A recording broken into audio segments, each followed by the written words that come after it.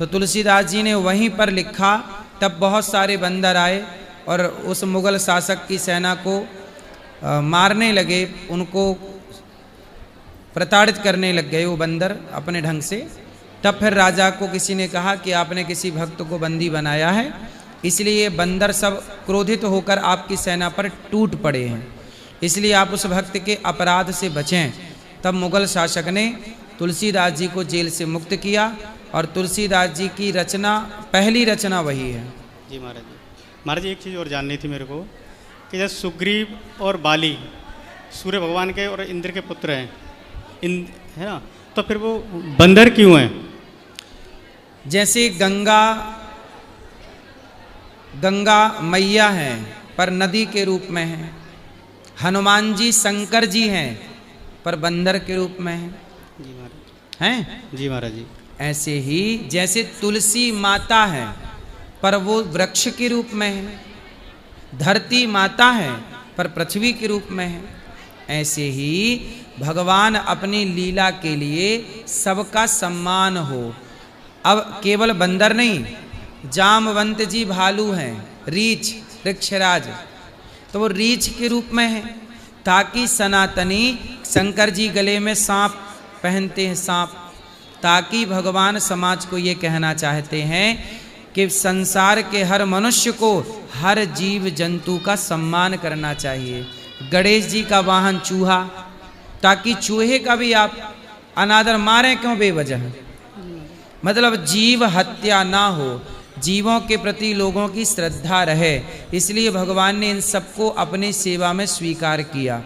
जी महाराज जी। शंकर जी नंदी के ऊपर, ताकि नंदी पर अत्याचार ना हो। आजकल देखो नंदी बेचारे सड़क में घूम रहे हैं। जी महाराज जी। तो इन सब हमारे भगवान को, ऋषियों को सब पता था कि आने वाले युग में क्या क्या होगा, उसे रोकने के लिए एक सुचारू व्यवस्था बनाई।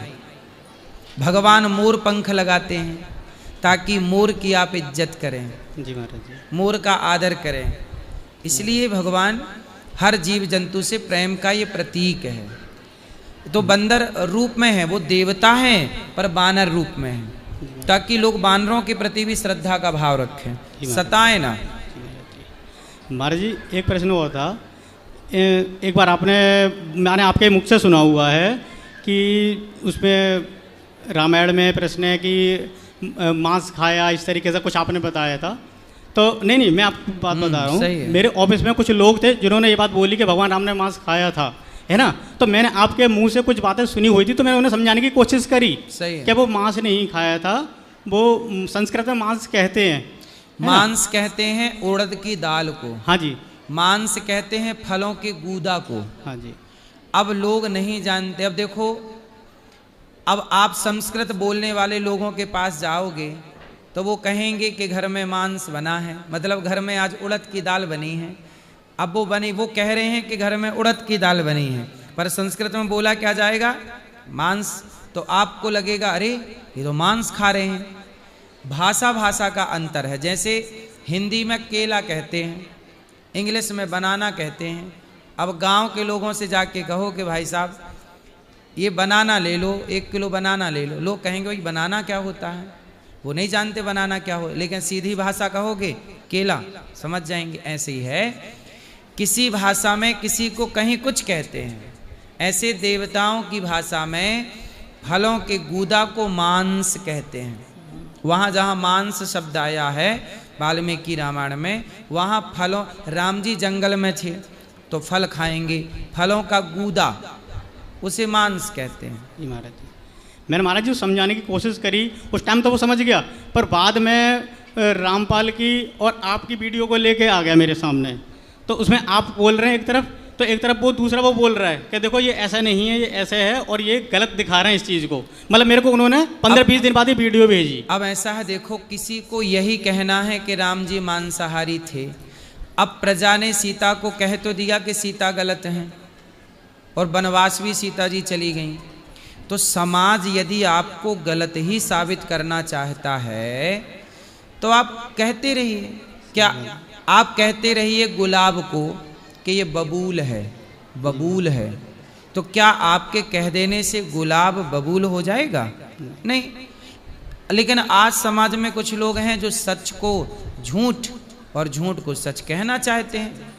तो वो कुछ जिद्दी लोग हैं जो जानते हैं कि सत्य क्या है पर स्वीकार नहीं करना चाहते।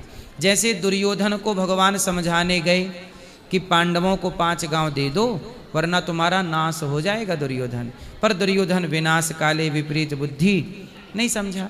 वो भगवान को शिशुपाल भगवान को गालियां देता रहा। ऐसे ही है, भगवान के टाइम पर भी भगवान को गाली देने वाले लोग मौजूद थे। तो आज के टाइम पे लोग भगवान को गलत कहें या गाली दें, इसमें कोई आश्चर्य नहीं है। कृष्ण के सामने ना शिशुपाल था और 100 गालियां रोज देता था। तो जब भगवान के टाइम पर भगवान को गालियां मिली तो आज कोई भगवान पे आरोप लगाए तो कोई आश्चर्य नहीं है। ये कलयुग है, यहाँ भगवान पर भी लोग आरोप प्रत्यारोप करेंगे, ये कलयुग है।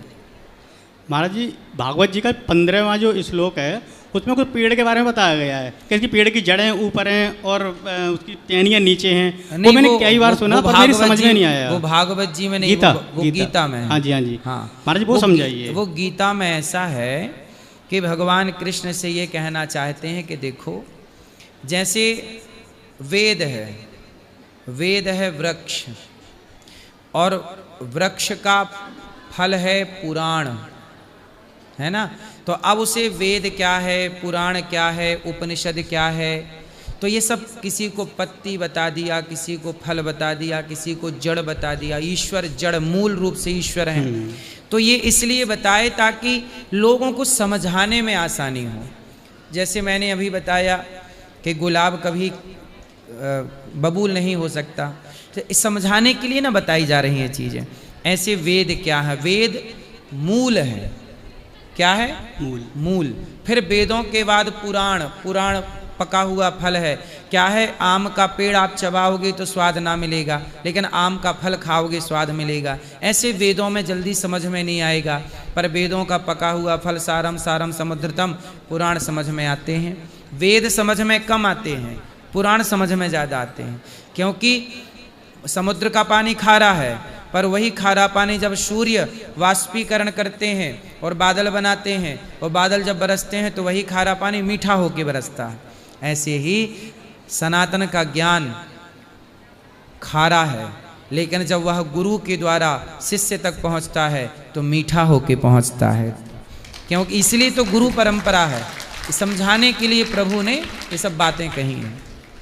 महाराज, नारायण कवच के बारे में मेरे को जानना था। मैं नारायण कवच लगभग पढ़ता हूँ एकादशी वाले दिन, पर मेरे ना वो समझ में कम आ पाता है। एक चीज़ ये है कि उसमें वो कहते हैं कि वो ऊपर से जा रहे चित्र अपनी पत्नियों के साथ में जा रहे थे।